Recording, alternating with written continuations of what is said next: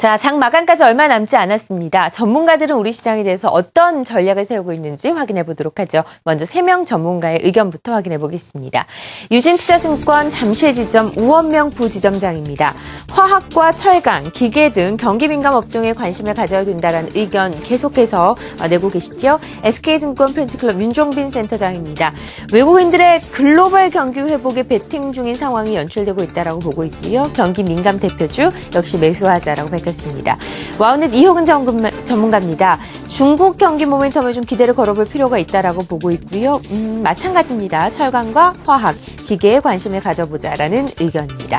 자, 유진투자증권 잠실지점 우원명 부지점장 연결해서 이야기 들어보도록 하죠. 안녕하세요. 예, 안녕하십니까.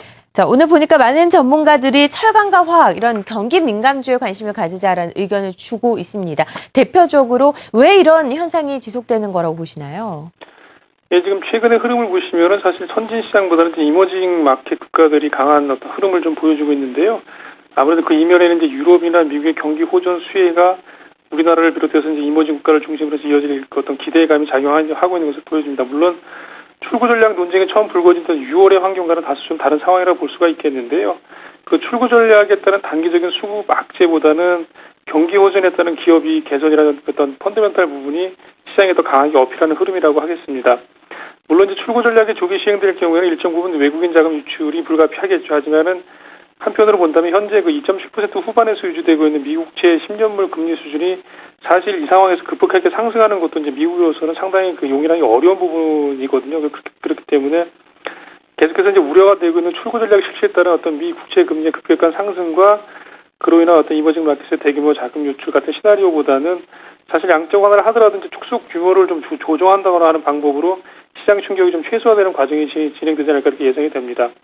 그렇기 때문에 출구 전략 자체를 어떤 불확실한 악재로 보기보다는 오히려 이제 기업이 개선되는 부분에 좀 중점을 두고 대응하시는 게 맞다고 판단이 되고요. 그런 측면에서 역시 말씀드린 이제 화학이나 철강, 기계, 정유업종 등 일종의 경기 민감 업종을 중심으로 대응하시는 게 맞다고 판단입니다. 다만 이 업종 내에서도 종목에 따라서 또 기업이익 추정치가 이제 상승하는 종목군이 있습니다. 이런 부분들을 좀 한정시켜서 일단 대응하시는 것 어떻게 해서 말씀드려보겠습니다.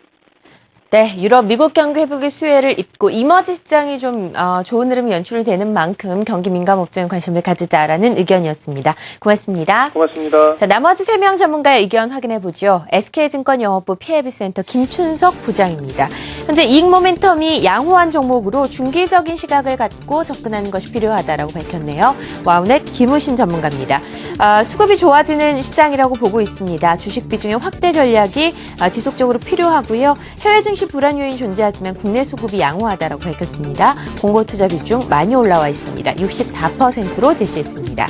IBK 투자증권 분당지점 이현상 부장입니다. 화학과 철강, 기계, 자동차 대표주에 관심 가져야 된다라는 이야기인데요. 오늘은 와우넷 김우신 전문가 연결해서 이야기 나눠보도록 하죠. 안녕하세요. 네, 안녕하십니까. 김우신입니다. 네, 오늘 개장 초에는 약간 흔들리긴 했지만 지수 1900선 지켜내고 있습니다. 1900선 안착 시에는 주식 비중 확대 전략을 계속해서 제시를 하고 계신데요. 어떤 네. 전략 구체적으로 세워야 할까요? 네, 그렇습니다. 이 1900선은 상당히 중요한 라인입니다. 2012년도부터 지금까지 시장이 어떤 박스권 형태를 이어왔을 때 그 박스권 형태의 중심 가격을 보게 된다면은 1900선 정도가 중심 가격이라고 봐야 되는 자리거든요. 따라서 이번 8월 달이 지난 6월 달과 7월 달에 있었던 급격한 조정 이후에 반등이 마무리가 되고 상승으로 반전되는 흐름이 나타나는 장이라면 그거에 대한 증거는 8월 달에 종가상으로 1900선을 반드시 안착하고 끝날 것이다 라는 것이 저의 시장을 보는 그런 관점이다 이렇게 보시면 될 것 같습니다. 자, 우선 해외 증시가 우리 광복절 이후에도 이틀 연속 좀 흔들거리는 모습이 나오면서 상당히 오늘 아침에 좀 불안하셨던 그런 분들 있으셨을 것 같습니다. 하지만 지금은 우리나라 증시의 수급과 글로벌 선진국 증시의 수급 자체가 펀드 플로어 자체가 약간 좀 다르게 좀 움직이겠다는 점을 여러분들 꼭 기억을 좀 하셔야 될 것 같습니다. 오늘도 지금 보게 되면 외국인들 1898억 지금 현재 주식을 매수해주고 있는 모습 나타나고 있거든요. 외국인들의 저러한 우리나라 시장에서의 주식 매수는 상대적으로 오르지 못했던 부분에 대한 기대 수익률이 우리나라 시장이 훨씬 높다라는 것을 반증하는 대목들 중에 하나고요. 또 우리나라를 대표하는 삼성전자나 현대차 같은 기업들이 글로벌 피어 그룹에 비해서 있고요. 상당히 저평가되어 있다는 그런 인식들도 한몫을 하고 있다. 이렇게 보는 것이 좀 맞을 것 같습니다. 따라서 국내적인 수급, 기관 투자자들도 크게 매도 물량을 내놓지 않고 있는 모습으로 봤을 때는 역시 외국인과 기관이 동반적으로 시장을 받쳐주는 그런 형태의 흐름이 이어질 가능성이 있어 보인다라는 말씀 드리겠습니다. 매일같이 전화 연결하기 때문에요. 트레이딩 종목으로 또 제시를 좀 해드릴 외국인과 기관의 수급 호전 종목들 좀 말씀드리겠습니다. 외국인과 기관이 동시에 순매수해주는 것으로 추정되는 종목 1시 반 기준입니다. 코스피 시장이 훨씬 더 많습니다. 코스닥 시장에 비해서. 코스피 시장에서는 대표적으로 기아차나 두산인프라코어, 현대아이스코, SK이노베이션, SK 이런 종목들이 지금 외국인과 기관의 동반 매수가 들어오고 있는 그런 모습들입니다. 그 중에서도 SK이노베이션 같은 경우에는 가격적인 부담이 이렇게 높지 않은 그런 자리이기 때문에 관심 종목에 한번 등록을 시켜놓으시면 도움이 되지 않을까 싶고요. 코스닥에서는 솔브레인과 성우하이텍 정도가 동반 매수로 좀 보이고 있고 나머지 종목들 같은 경우에는 외국인만 매수하거나 또는 기관들만 매수하거나 하는 형태이기 때문에 동반 매수 형태에서는 일단은 솔브레인과 성우하이텍 정도로만 여러분들에게 관심 종목으로 제시를 해드리겠습니다. 오늘의 권고 투자 비중은 어제보다 2% 늘어난 64%로 제시해드리겠습니다. 이상입니다.